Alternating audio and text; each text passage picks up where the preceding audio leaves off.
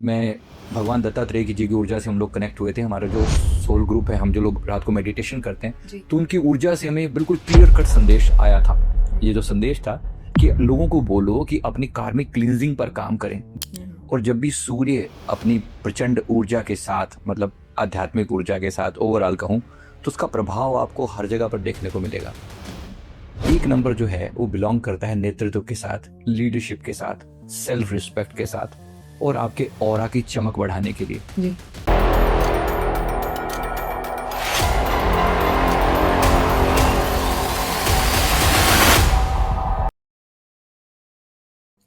आज हम 2026 के प्रिडिक्शंस को उस स्पिरिचुअल दृष्टि से देखेंगे जो शायद ही किसी ने अब तक सोचा होगा।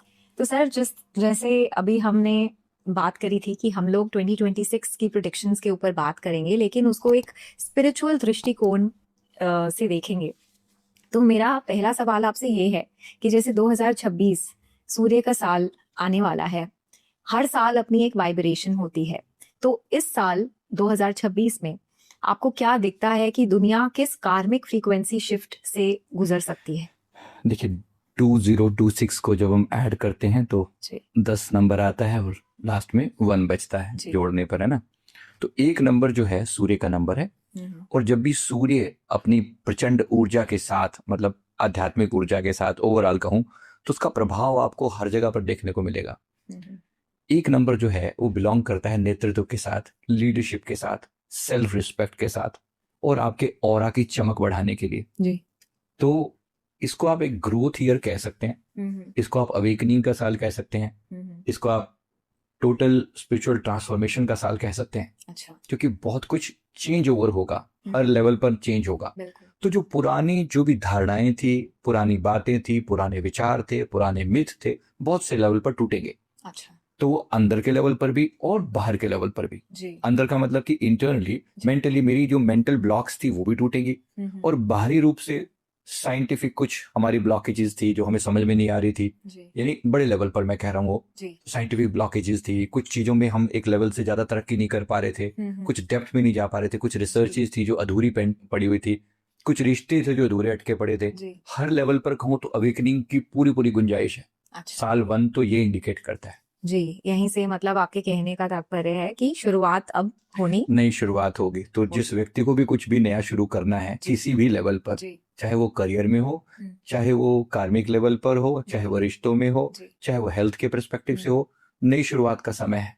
तो इस हिसाब से सर, क्या हम एक कर्मा क्लेंजिंग फेज में जा रहे हैं 2026? यस, आप इसे कर्मा डिटॉक्स ईयर कह सकते हैं। अच्छा। अब कर्मा डिटॉक्स का मतलब क्या होता है कि जो पुरानी चीजें हैं वो रिलीज होंगी और कुछ नया कंस्ट्रक्ट करने का मौका मिलेगा। जी।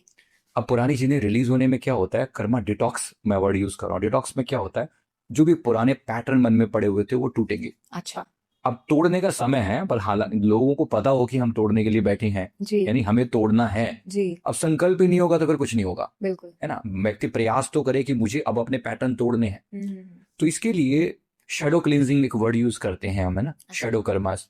तो शेडो का मतलब है कि मेरे अंदर मैंने कुछ बातें ऐसी थी जो लंबे समय तक अपने अंदर कुछ पैटर्न दबा के रखे हुए थे, कुछ हेट्रेड, कुछ नफरत, कुछ नेगेटिव बातें, कुछ गुस्सा, कुछ अपने बारे में बैड बिलीव्स, कुछ गिल्ट दबा के रखे हुए थे जो मैं कभी किसी के साथ कोई व्यक्ति शेयर नहीं करता।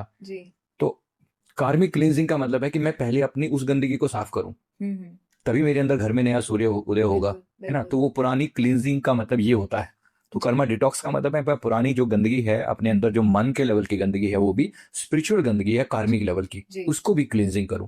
सिमिलरली रिश्तों की में जो गड़बड़ मैंने कर रखी है, किसी का आत्मसम्मान हर्ट किया, तो इस समय माफी मांगने का समय है। मांग लो, नहीं तो फिर प्रकृति अपना खेल तो करेगी सही। मतलब या तो कोई मिल जाएगा, रीयूनाइट होगा, या फिर बिछुड़ जाएगा सदा के लिए। तो जो लोग अपने आप को अब तक बहुत डोमिनेटिंग रखते हैं, उनको सुधरने का मतलब ये अब आखिरी मौका समझो, या तो बचेगा या फिर खत्म होगा। तो क्लींजिंग बहुत बड़ी बात है, और सबको ये अपने कर्मा डिटॉक्स पर, पहले पीछे भी मैं भगवान दत्तात्रेय की जी की ऊर्जा से हम लोग कनेक्ट हुए थे। हमारा जो सोल ग्रुप है, हम जो लोग रात को मेडिटेशन करते हैं, तो उनकी ऊर्जा से हमें बिल्कुल क्लियर कट संदेश आया था। ये जो संदेश था कि लोगों को बोलो कि अपनी कार्मिक क्लींजिंग पर काम करें, दबा के ना रखे रहें अपने आप को। जी और ये टाइम जो है अब 2026 जो है ना, ये टाइम समझो उसके लिए पूरा फैसिलिटेट करने का समय है। जी मतलब अब समय आ चुका है, सायरन बज चुका है जी कि भाई अब कर लो।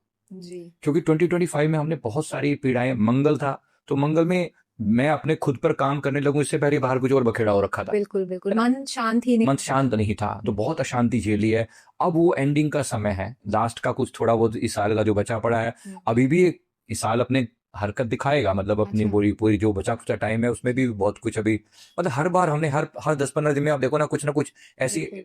न्यूज आ जाती है जो बहुत जो हर्ट करने वाली हो जाती है ना। जी, बिल्कुल। तो इस पूरे साल में लगभग हमने ऐसे देखा है, कोई 10-15 दिन भी ठीक ठाक शायद ही गुजरे हों।